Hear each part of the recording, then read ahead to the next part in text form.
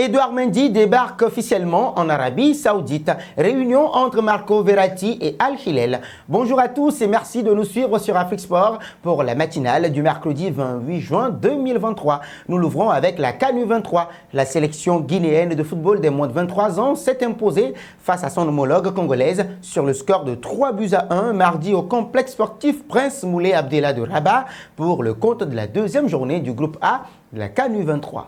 L'équipe guinéenne l'a emporté grâce à un but d'Aguibou Camara 10e, puis un but contre son camp du défenseur congolais Jacques Boamba 54e et une dernière réalisation de Al Gassim Ba 84e. Le seul but du Congo a été signé Yann Ganché 40e. Les trois équipes premières au classement de cette CAN valideront leur billet pour les Jeux Olympiques Paris 2024.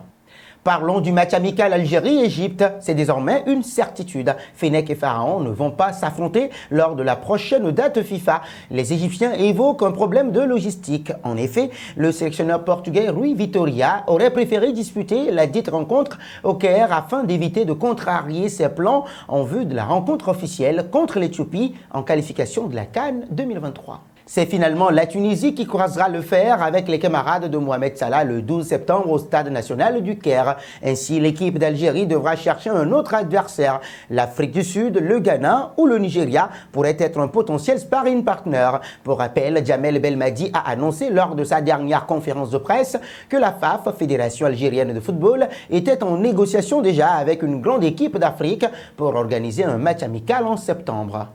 Parlons à présent d'Abdelhamid Sabiri. Le milieu offensif marocain a surpris son nouveau club en décidant de le rejoindre plus tôt que prévu. Abdelhamid Sabiri veut se mettre immédiatement au travail en vue de sa nouvelle aventure avec la Fiorentina en écourtant ses vacances. Selon Samp News 24, le Lion de l'Atlas a surpris grand monde par sa décision.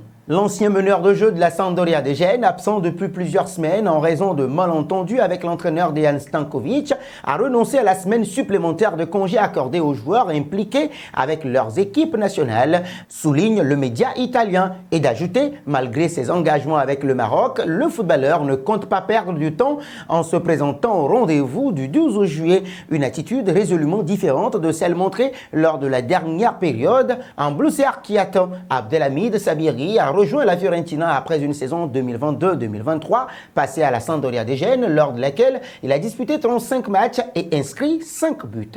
Nous voici arrivés à l'instant quiz avec 3 indices pour connaître notre joueur mystère du jour. Premier indice, je suis un meneur de jeu de 31 ans. Deuxième indice, je joue en deuxième division anglaise. Troisième indice enfin, attention les amis à ne pas vous tromper, j'ai déjà joué à l'OGC Nice et à Galatasaray. Qui suis-je? Vos réponses seront attendues en commentaire. Nos félicitations à tous ceux qui ont répondu, Niali Maxwell Cornet, lors de la dernière matinale. C'était le joueur à trouver puisqu'il est un ailier gauche de 26 ans qui joue à West Ham United, capable d'être latéral gauche. Il a déjà joué à Lyon et à Burnley. Nous enchaînerons avec Marco Verratti. L'hypothèse de son départ a donc pris un certain poids ces derniers temps, à l'inverse des précédents mercatos estivaux. D'autant plus que l'Arabie Saoudite, actuellement en feu sur le marché des transferts, avec de nombreuses arrivées enregistrées justement, et Al Hilal font le pressing pour attirer celui qui symbolise l'RQSI depuis son arrivée en 2012. Et les dirigeants du club saoudien sont passés à une nouvelle étape, une nouvelle offensive, dernièrement.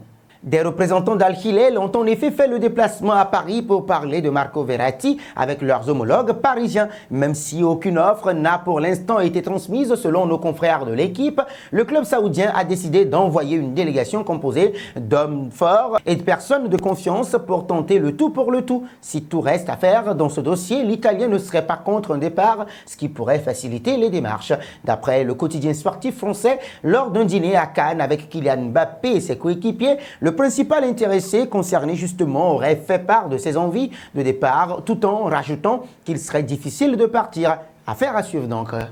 Parlons à présent de Franck Kessié. Kessié, justement, est la dernière cible du championnat saoudien. Si l'Ivoirien préférait rester au FC Barcelone, le club catalan y voit surtout une belle somme d'argent inespérée. D'après les informations publiées dans la journée, Franck Kessié est désormais également dans le viseur du championnat saoudien. Et c'est le Barça qui se frotte les mains, lui qui a du mal à se débarrasser de ses indésirables. Selon Mundo Deportivo, il y a d'abord eu des intérêts pour l'Ivoirien, mais c'est maintenant une proposition concrète qu'il tient entre ses mains. Al Ahly, un club de Jeddah, lui a formulé une offre de 3 ans assortie à un salaire mensuel d'1 million d'euros. C'est Sport qui dévoile ce mardi tous ces détails-là, de quoi faire réfléchir le joueur, mais également le FC Barcelone, qui voit là une belle manne pour un potentiel transfert. Les Catalans sont prêts à se séparer de Franck Kessié, 3 buts et 3 offrandes en 43 matchs, toutes compétitions confondues, à condition de recevoir un chèque d'environ 30 millions d'euros, une somme qui ne devrait pas être trop compliquée à mettre comparée à d'autres transferts vers le Golfe Persique en ce moment. Cette opération, si elle venait à se concrétiser, serait une très belle affaire pour le Barça. Certes, le champion d'Espagne perdrait un joueur fiable et encore sous contrat jusqu'en 2026, mais il récupérerait une somme d'argent importante pour un élément arrivé libre il y a 1 an en provenance de l'AC Milan. Sport affirme d'ailleurs que les intentions du principal intéressé étaient de rester au club, mais si Xavi se plie aux injonctions de sa direction, alors Kessié étudiera l'offre en or dont il dispose. Dernière nouvelle les amis dans cette édition matinale, l'annonce de la signature d'Edouard Mendy à Al Ahly ne devrait plus tarder au niveau des 2 clubs. Les documents et les contrats ont été déjà signés pour le transfert du portier sénégalais en Arabie Saoudite. Edouard Mendy sera un joueur de Al Ahly à partir de cet été. L'opération est dans sa dernière étape et tous les documents ont été signés. Alors que Mendy s'était déjà mis d'accord avec le club saoudien, le voir porter le maillot de Al Ahly n'est plus qu'une question de temps. L'officialisation au niveau des clubs est imminente et pourrait arriver dans les prochaines heures puisque le champion d'Afrique 2022 a atterri hier nuit en Arabie Saoudite pour la signature de son contrat. Une nouvelle page s'annonce dans la carrière du champion d'Europe 2021. Terminons avec un autre Sénégalais, capitaine de sa sélection. Khalidou Koulibaly, transféré dans le club saoudien d'Al Hilal, 32 ans aujourd'hui, 70 sélections, 1 but, a évoqué sans langue de bois les motifs de son choix et en a profité bien évidemment pour glisser un tacle à son désormais ancien club de Chelsea.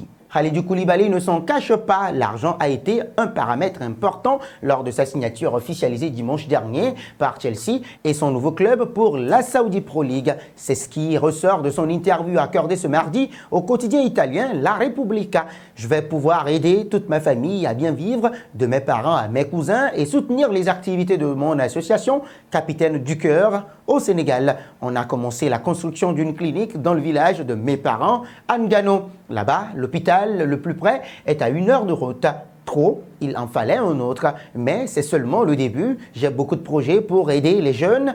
Mon lien avec l'Afrique est très fort et ce sera encore plus le cas quand je vais arrêter le football, a-t-il avoué. Débarqué de Londres pour environ 25 millions d'euros, l'ancien pensionnaire des Blues de Chelsea devrait toucher un salaire de 30 millions d'euros annuels selon les premières indiscrétions. Le capitaine des Lions de la Teranga retrouve son coéquipier en sélection, Edouard Mendy, lui aussi arrivé par la pas du gain dans le golf. C'est la fin de ce journal matinal que nous refermons avec la question du jour. Pensez-vous que Khalidou Koulibaly et Edouard Mendy ont fait le bon choix en atterrissant en Arabie Saoudite? Vos réactions sont attendues en commentaire. Mais avant, n'hésitez pas à vous abonner sur Afrique Sport. C'est pour ne rien manquer des informations footballistiques.